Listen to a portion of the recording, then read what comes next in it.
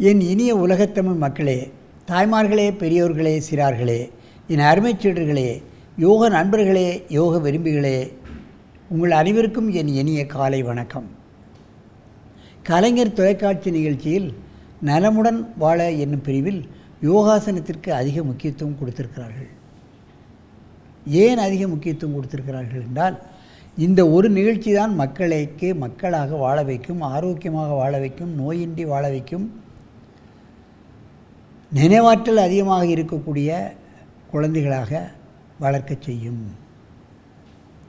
நோய் என்பதே வராது. அந்த காலத்து முனிவர்களெல்லாம் இந்த ஆசனத்தை செய்துதான் 10,000 ஆண்டுகள் வாழ்ந்திருக்கிறார்கள். நாம் 10,000 ஆண்டு வாழாவிட்டாலும் ஒரு 100 ஆண்டுகளை தாண்ட வேண்டும். எனக்கு இன்றைக்கு 86 வயது ஆகிறது. நான் எந்த டாக்டரிடம் நான் சென்றதில்லை. நோய் என்பதே ஒரு சின்ன காய்ச்சல் மண்டையடி கூட எனக்கு வந்ததில்லை. 100 வயதை எளிமையாக தாண்டுவேன். 100 வயதை நான் தாண்டிவிட்டால் இனி 200 வயதை நான் தாண்டுவேன் என்பதை இந்த நேரத்திலே உங்களுக்கு சொல்லிக்கொள்ள ஆசைப்படுகின்றேன். காலையிலும் ஆயிலும் ஆசனத்தை பழகி இயற்கை உணவுகளை உண்டைமையானால் நோயே நமக்கு வரப்போகிறது, வராது. உணவு கட்டுப்பாடு இல்லாமல் கண்ட நேரத்தில் கண்டதை தின்பது, கண்டதை குடிப்பது, ஒழுக்கமாக வாழ்வதற்கு தெரியாமல் இருப்பது, இவைகள்தான் நாம் சாவுக்கு காரணம் என்பதை நீங்கள் தெரிந்து கொள்ள வேண்டும். உணவு தான் மிக மிக முக்கியம். ஒரு வேளை உண்பவன் யோகி, 2 வேளை உண்பவன் போகி, 3 வேளை உண்பவன் ரோகி, 4 வேளை உண்பவன் இந்த நாட்டின் துரோகி என்று தான் நான் சொல்வேன். யோகிகளெல்லாம் ஒரு வேளை தான் சாப்பிட வேண்டும். குடும்பஸ்தர்களெல்லாம் 2 வேளை தான் சாப்பிட வேண்டும்.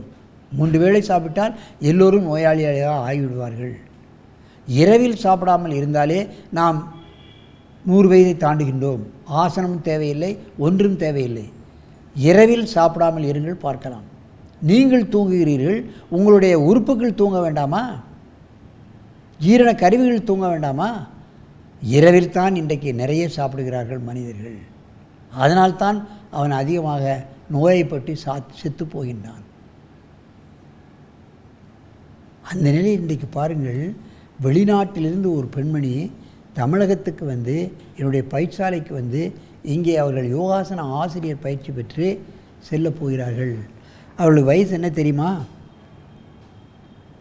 39 வயது. திருமணமாகி 2 குழந்தைகள் இருக்கிறது. அவருடைய படிப்பு என்ன தெரியுமா? MPA business administration. 2 குழந்தைகளுக்கு தாய். அதை விட்டுவிட்டு நான் யோகாசன ஆசிரியராக மாற வேண்டும். ஏற்கனவே அவர்கள் 35 வயது என்று சொல்ல முடியுமா என்று பாருங்கள். 18 வயது பெண்மணி மாதிரி இருக்கின்றார்கள். நம்ம ஊர் பெண்மணி ஒரு குழந்தை பெற்று விட்டாலே வயிறு பெரிதாகி விடுகிறது, இடுப்பு பெரிதாகி விடுகிறது, குனிய முடியவில்லை, நிமிர முடியவில்லை, மார்பகம் பெரியாகி விடுகிறது, ஆள் அழகே கெட்டு போய் விடுகிறது. அந்த பெண்மணி பாருங்கள், 2 குழந்தைகளை பெற்றும் அவர்கள் இன்னும் இளமையை தாண்டி நின்று கொண்டிருக்கின்றார்கள். தாய்லாந்திலிருந்து இங்கே வந்திருக்கிறார்கள். பாருங்கள், எத்தனை ஆயிரம் மைல்கள் தாண்டி தமிழகத்துக்கு வந்திருக்கிறார்கள் என்று சொன்னால் அவர்கள் இந்த ஆற்றின் மீது, இந்த கலையின் மீது எவ்வளவு அன்பு கொண்டு இங்கே வந்திருக்கிறார் என்பதைத்தான் பார்க்க வேண்டும். இப்பொழுது சக்கராசனம் செய்ய போகிறார்கள். அவருடைய பேர் Nag. Dear Nag, you can do chakrasana. Lay down. You must put the that side. No, that side your head. Yes.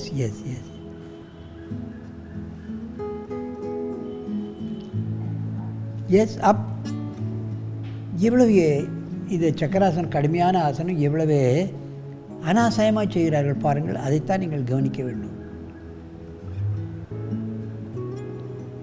அத்தனை நாடி நரம்புகளையும் சரியாக இயங்க வைக்கக்கூடிய ஆசனம். உள் உறுப்புகள், ஜீரணக்கருவிகள், நுரையீரல், இருதயம், எல்லா மூளை அத்தனைக்கும் இரத்த ஓட்டமானது பாய்ந்து ஓடுகிறது சக்கராசனம். இதை மட்டும் செய்து கொண்டே நமது பிள்ளைகளை போக செய்ய வரலாம். முடியாவிட்டால் கீழ் 4-5 தலைவணையை வைத்து கூட இந்த ஆசனத்தை செய்யலாம். Relax. Do deep breathing please. Straight your leg. Stand up. என் அருமை பெரியோர்களே, தாய்மார்களே, இதை பார்த்து கொண்டிருக்கின்ற தமிழ் பெண்மணிகளே, உலகத்திலிருந்து பார்த்து கொண்டிருக்கின்ற பெண்மணிகளே, இதை பார்த்தாவது நாம் அழகாக இருக்க வேண்டும், ஆரோக்கியமாக இருக்க வேண்டும் என்பதற்காகவாவது நீங்கள் இன்று முதல் நீங்கள் ஆசனத்தை தொடங்குங்கள். நீங்கள் டாக்டரிடம் செல்ல வேண்டிய அவசியமே ஏற்படாது. என்றும் இளமையாக நீங்கள் வாழலாம், அழகாக வாழலாம். ஒரு குழந்தை பெற்றுவிட்டாலே உங்கள் அங்கு அடையாளங்கள் எல்லாம் தெரியாமல் போய்விடுகிறது, உண்டாகி விடுகிறீர்கள். அதன் காரணமாக பல பிரச்சனைகளை நமக்கு ஏற்பட்டு விடுகிறது.